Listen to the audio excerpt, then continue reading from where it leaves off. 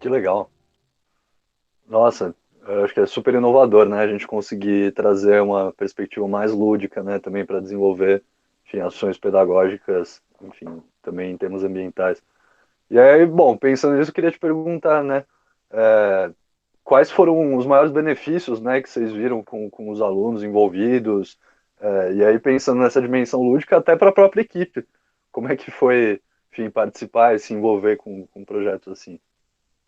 Nossa, são muitos ganhos para a equipe, pessoais, ganhos que eu vejo até para as crianças. Eu sou, assim, muito, muito, muito feliz com o meu trabalho. Eu acho que dá para perceber enquanto eu falo, que é uma coisa que eu gosto muito. Eu cresci muito no meu grupo de pesquisa, e eu acho sempre essencial falar que é um grupo de pesquisa, porque eu não conseguiria fazer um décimo do que eu faço sem a ajuda dos meus colegas. Então, eu cresci muito entrando nesse espaço, porque cada pessoa tem uma qualidade, assim, e eu aprendo muito com cada pessoa. Então, a Ana Paula, é uma colega minha, que ela trabalha muito com a questão do teatro do oprimido, e ela trazia dinâmicas de teatro para o grupo. Então, isso me ajudou muito a quebrar um pouco da minha timidez. Aprender a trabalhar com criança também foi algo muito novo na minha vida. Eu aprendi muito com as crianças. E foi uma coisa que me deu muita esperança também, porque eu comecei a minha iniciação científica trabalhando com pequenininhos, de 4, 5 anos, 6 anos. E a gente trazia as discussões para eles, né? A gente fazia alguns teatros, algumas dinâmicas para discutir questão animal. E eles faziam umas respostas que eu ficava assim, muito chocada com como as crianças poderiam ser muito empáticas e que elas conseguem muito enxergar o outro. E isso me deu muita esperança, assim, pensando naqueles momentos meio trevas que você está desiludido com o mundo. Trabalhando com as crianças, eu vejo que não, assim, se você faz algumas perguntas, coloca elas para refletirem, elas podem te dar perguntas muito, respostas muito motivadoras mesmo, que te vão poxa, nossa, verdade, nunca tinha pensado por esse lado, ou não estava esperando que essa criança de 5 anos me respondesse isso. Então, por exemplo, vou dar um exemplo aqui breve de quando eu estava trabalhando a questão da onça pintada com as crianças, que eu estava vestida de onça, né? Eu estava trabalhando com teatro, eu era onça pintada, e eu estava falando que eu comia o boi, porque a área estava sendo desmatada, né? Minha casa, eu falava, nossa, eu moro aqui na floresta e está sendo desmatada, então, colocando esse animal aqui, que eu não sei qual que é, aí tinha uma maquete que era um boi, né? E eu falava que eu não sabia o nome, eu queria que as crianças me falassem que animal que era, e perguntava por que esse animal tá aqui, o que ele tá fazendo aqui? Ele fica aqui, aí eu como, porque é uma presa fácil, né? Existe esse problema da onça atacar o gado, e inclusive do fazendeiro vir querer justificar isso, né, para falar que vai liberar a caça da onça pintada. Então eu queria meio que introduzir essa temática para as crianças. E eu falei assim, e ela tá aqui, aí eu como, aí tem um moço que fica bravo comigo. Aí as crianças, tipo, mas você não pode comer a vaca, você não pode comer o boi, por que você não come grama ou outra coisa? Come outra coisa, porque ela também tem direito de ficar viva. Aí eu fiquei assim muito chocada com essa resposta, porque elas estavam pensando não só na onça, porque eu pensei, elas vão ter empatia por mim, né? Porque eu sou a pessoa vestida de onça, mas não, elas estavam tendo empatia pela vaca também. E aí tem toda a questão que elas não sabiam que elas comiam a vaca, né? Então foi uma tipo, mas por que a vaca tá aqui? Aí teve esse debate, né? Porque a carne vem da vaca, elas não tinham essa consciência. Então, várias questões de cenários muito pequenos, várias discussões. Então, eu sinto que eu aprendo muito, me dá muita esperança, eu aprendo muito com meus colegas, a Tânia também é uma pessoa maravilhosa que me traz muito conhecimento teórico.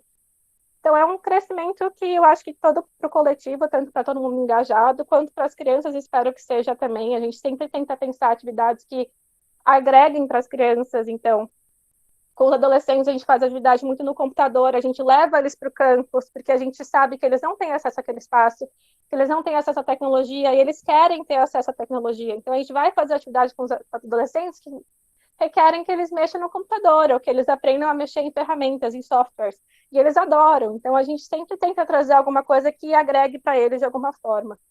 É bom, então vou avançar aqui para nossa próxima pergunta, que é que Uhum. sugestões você daria para engajar outros profissionais em ações semelhantes, né? Também envolvendo juventude, também envolvendo temas de sustentabilidade, com metodologias inovadoras, né? O que você acha que, enfim, seria uma boa sugestão? É, bom, como eu falei, o meu trabalho ele é muito coletivo, né? Então, eu acho difícil, que vai depender muito do contexto do profissional, de onde que ele está inserido, de quais a realidade do profissional. Mas eu acho que o primeiro passo é sempre, assim, começar um autoquestionamento e ir atrás de algumas fontes. Então, assim, novamente, me coloco à disposição. Se quer saber mais sobre algum tema, quer alguma coisa, uma base teórica, pode mandar um e-mail, pode mandar um inbox no Facebook, no Instagram, qualquer lugar, que eu posso recomendar documentário. Eu acho uma forma muito divertida para aprender a assistir documentário, que eu acho que é informativo e não é cansativo. Então, posso passar algumas sugestões de tema para quem quiser, e a pessoa repensar, assim, suas próprias ações, o que ela acha que no contexto dela vale a pena trabalhar, se é um educador, aí pensar na escola mesmo, onde teriam espaços para discutir isso, falar com outros profissionais, com os outros professores, com a direção, propor algumas temáticas que sejam mais desafiadoras, né? Eu acho que é uma coisa que vale muito a pena, as pessoas às vezes ficam com medo, mas tudo depende de como você vai fazer a abordagem. Ninguém está falando para você chegar e falar que você não pode comer nada, não pode comer carne, não é isso, assim, é questionar mesmo, assim, trazer um questionamento. Tá, a gente tem esse conceito de sustentabilidade, mas para quem ele está servindo? Sabe, qual o contexto que ele está sendo usado? Quais as implicações disso? Então, repensar e pensar dentro do próprio contexto como é que pode atuar de formas diferentes. E, enfim, eu acho que é isso, porque é uma questão meio pessoal, né? Depende muito da realidade de cada um. E Maria, entrando agora um pouquinho num conceito, né? Porque você já falou um pouquinho sobre a sua atuação mais relacionada aos animais, né? E deu esse exemplo do Teatro da Onça, que é bem interessante, né? Mas se você pudesse definir para a gente esse conceito de pedagogia animal crítica, ou entrar um pouquinho mais profundamente nele, e falar um pouco sobre, na sua experiência, como que ela pode engajar os alunos, né, esse público com que você trabalha, na construção de habilidades, sejam elas intelectuais, emocionais, cognitivas, enfim, para a consolidação dessa nossa casa comum. Tá. Bom, eu acho que antes de explicar o que é a pedagogia crítica animal, antes de mais nada é importante falar o que são os estudos críticos animais, que são, né, a fonte da pedagogia crítica animal. E esse é um termo meio complexo, então talvez seja um pouquinho extensa essa resposta, mas vamos lá. Primeiro, a gente tem que pensar que antes dos estudos críticos animais, existiam os estudos animais, tá? Os estudos animais são qualquer estudo que você vai pensar que trabalhe com a questão animal, eles existem, há registros disso desde a Grécia Antiga, né? Pessoas questionando outras espécies, o que são outras espécies, quem são esses animais, como é que a gente se relaciona com essas outras formas de vida, né? E hoje em dia a gente tem diversos cursos, a gente estuda animais em diversas situações. Então, no ensino fundamental, no ensino médio, na faculdade, na biologia, tem a zoologia, a gente tem mil matérias que abordam a questão animal de diversas formas, seja ecológica, seja na questão de zoologia mesmo, de pensar em sistemática, tem mil questões, né? E tem veterinária, psicologia também aborda animal, filosofia tem muitas questões, né? Sociologia, pessoas pensando sobre animais, existe há muito tempo, né? E inclusive, na faculdade de biologia, a gente via como os animais estavam presentes no nosso cotidiano, né? Inclusive sendo estudados ali, dissecados algumas vezes. Os estudos críticos animais, eles vão trazer uma abordagem que é o que é a abordagem crítica, né? A diferença dos estudos animais para os estudos críticos animais é que adiciona-se essa palavra crítica. Mas o que isso significa, né? Tipo, as pessoas ficam, né, mas o que significa? Significa que você vai criticar? Não é só isso. Os estudos críticos, em geral, eles partem da premissa de que é preciso você entender, questionar algumas coisas e estudar as estruturas dessas coisas, né? Então, por exemplo, vamos pegar o exemplo da dissecação mesmo, né? Quando eu fiz biologia, por mais que sejam só 2 anos, eu fiz um pouquinho, eu fiz invertebrados, né? E eu comecei a fazer vertebrados e nessas disciplinas era requisitado que os alunos dissecassem um animal, porque isso é estudar animal na concepção deles. Uma pessoa que tem uma base de estudos críticos animais vai olhar para isso e perguntar, bom, por que isso está sendo feito, né? E quais as estruturas de poder que estão sendo colocadas aqui? Porque da questão crítica, você vai estudar a estrutura. Então, tem uma questão meio Foucaultiana de você estudar estruturas de poder. Então, quando você tem um humano pegando um animal, matando ele e abrindo ele, qual a mensagem que isso passa para o aluno? Qual a estrutura de poder está sendo colocada em jogo, né? Qual que é a questão educativa disso? Como é que você, não só a pessoa vai aprender, ok, você vai aprender a fisiologia desse animal, legal, mas qual a mensagem por trás dessa ação? Você poder pegar vários animais, colocar na frente dos alunos, abrir eles e secar, entendeu? Então você tem esse questionamento de será que por que isso está acontecendo? Será que isso é necessário? Qual a estrutura de poder está em jogo? Isso pode ser caracterizado como uma opressão? Então, a gente caminha também para esse lado. Existe um jogo de poder, onde a gente entende que existe um pensamento antropocêntrico, significa que existe o homem no centro, e as outras coisas da natureza, elas estão ao redor do homem, né? Tudo gira em torno de nós. Então, a gente tem esse poder para exercer força sobre as outras espécies e acabar oprimindo, né? Acabar explorando outras espécies. Então, os estudos críticos vão olhar para essas situações e ver umas estruturas de opressão, estruturas de poder, jogos em que existe uma exploração, né? Então, a pedagogia crítica animal, ela vai estudar essas questões do homem em relação aos animais em contextos educacionais. Então, esse exemplo que eu dei da aula de zoologia, uma aula de vertebrados, poderia caber aqui. Então, ela vai trazer uma nova perspectiva para a gente entender em que lugar que a gente está se colocando como humanos, né?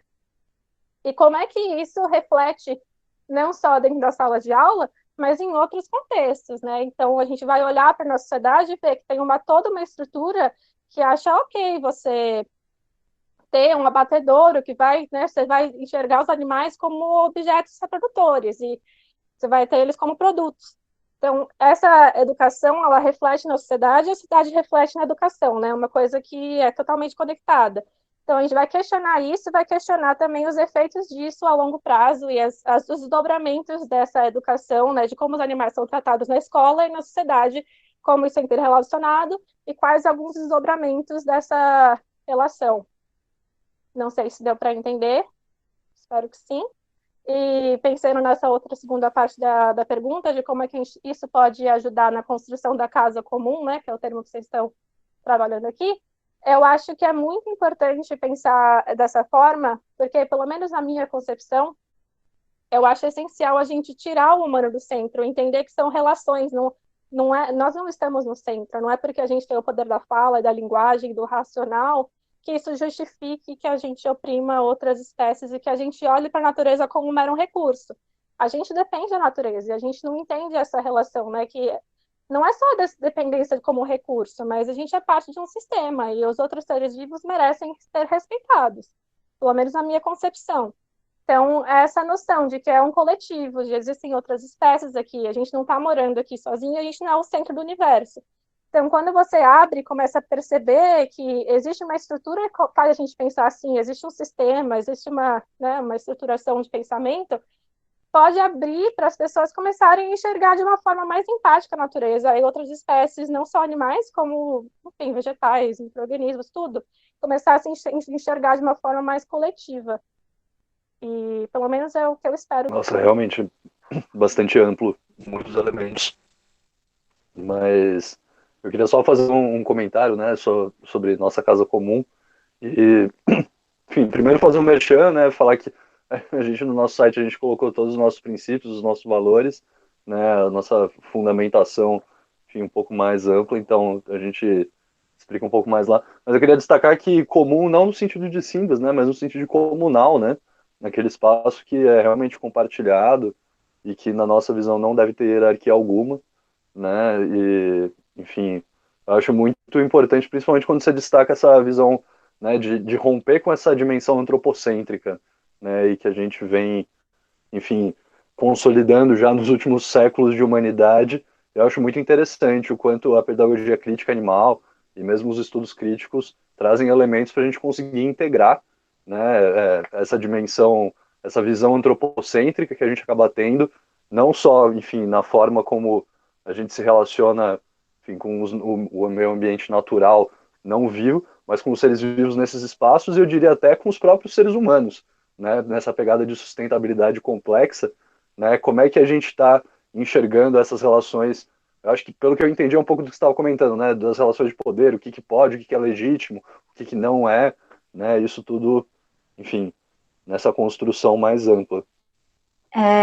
Só complementando um pouco o que o Luiz Gustavo falou, né, e também o que a Maria colocou, é a nossa casa comum, né, não é a casa do humano que algumas outras espécies estão, é a nossa casa comum, então é de todas as espécies, né, acho que isso que a Maria falou vai bem tá bem em consonância com esse conceito, né, da nossa casa comum. Eu queria falar que eu não conhecia esse conceito antes. Eu vi agora no roteiro, né, que vocês colocaram, eu achei muito legal, gostei bastante. Vou ler mais sobre depois no site de vocês. Legal. E, bom, passada um pouco essa parte um pouquinho mais conceitual, né, a gente queria ouvir também um pouquinho da sua atuação artística, né, então como que isso tem a ver com a pauta do meio ambiente, né, que você trouxe tão forte até aqui, e conhecer um pouquinho mais sobre o seu processo, seus objetivos, suas produções. Conta um pouquinho pra gente. Tá. Então, como eu falei na minha apresentação, eu também trabalho como fotógrafa, mas eu não sei se trabalho seria a palavra mais adequada para falar aqui. Algumas pessoas pensam que eu sou fotógrafa como profissão e não é muito verdade. Também, quando pensa no meu processo como fotógrafa, desde pequena também, eu gosto muito de representações visuais, eu sempre me interessei muito por imagem e por estética, e quando eu falo aqui estética, eu não estou falando de o que é belo, né? Conforme eu fui crescendo, eu fui me questionando o que é esse conceito de beleza e formas de representar diferentes coisas e diferentes situações e o que é belo em diferentes contextos. Então, essa questão visual sempre esteve presente muito na minha vida e eu sempre gostei muito de representações imagéticas. E acabei entrando na fotografia, que era uma coisa que eu sempre me interessei muito. E comecei por hobby mesmo, eu já fiz alguns freelas, eu fiz algumas festas de aniversário, ensaio, algumas coisas assim. E depois de um tempo, quando eu estava na faculdade, eu comecei a enxergar algumas intersecções entre a minha pesquisa e a fotografia, né? Hoje em dia eu não vejo a fotografia mais como uma profissão, eu não quero me profissionalizar nisso, mas ela não é só um hobby também. Ela é um hobby, uma coisa que me faz muito bem, é como eu me expresso, que eu acho assim muito importante as pessoas terem formas de se expressar. Eu acho que é muito muito essencial. Então assim, a fotografia está sempre aqui. Como eu trabalho na academia, é muito estressante mesmo, tem várias demandas, várias coisas do grupo de pesquisa, publicação, congresso, não sei o quê. E eu preciso dessa válvula de escape que vem na arte. Só que eu comecei a enxergar que não é só uma válvula de escape, ela também é muito educativa para mim. Então, essa visão que eu tenho da fotografia, dessa questão visual, ela me abriu muitas portas para a forma que eu enxergo o mundo. Então, quando eu vejo uma imagem, eu vejo um texto. E vejo que a gente aprende com essa imagem que a gente consome. Quando a gente produz uma imagem, né, o que eu faço como fotógrafa, eu comecei a ver que existem teorias da academia que me ajudam a montar uma imagem de uma forma melhor. Então, existe a semiótica, existe tudo que existe numa imagem, existem os símbolos que educam a gente, né? As cores, tudo que está no nosso campo visual pode ser educativo de alguma forma. Então, eu comecei a trazer a fotografia como algo de educação visual para minha pesquisa, né? Então, quando eu trabalho com as crianças, eu uso muita imagem. Eu quero entender como é que a natureza é representada na fotografia. Por exemplo, uma fotografia de natureza, uma imagem de uma onça. Como é que que as crianças aprendem quando elas veem isso? Qual que é a imagem por trás? Então, eu acabo usando semiótica, né? Que é o estudo dos signos, para tentar interpretar, assim, como é que essa imagem foi montada, e acabei usando muitas da educação visual como ferramenta, porque eu imagino, que eu entendo, da minha concepção, que muitos teóricos também entendem, que as imagens educam. Então, eu acabei trazendo um pouco do meu hobby para minha pesquisa, e um pouco da minha pesquisa para o meu hobby, e acabou que virou uma coisa bem misturada. E então, assim, eu não trabalho como fotógrafa, não é minha fonte de renda, mas é uma grande paixão e é algo que, assim, me ensina muito, em muitos aspectos, não só técnicos, eu aprendi a mexer no Photoshop. Não, ensina a enxergar o mundo de outra forma, e eu acho que isso é muito importante e, acima de tudo, eu me divirto. É um hobby que é uma coisa que me dá prazer. E eu acho que as pessoas nunca podem esquecer que é importante ter prazer na vida também, né? Então, tem esse lado, tá? Porque é por isso que eu não quis monetizar a fotografia. Eu não quero transformá-la como uma profissão. Quero que ela continue sendo algo que me dá prazer.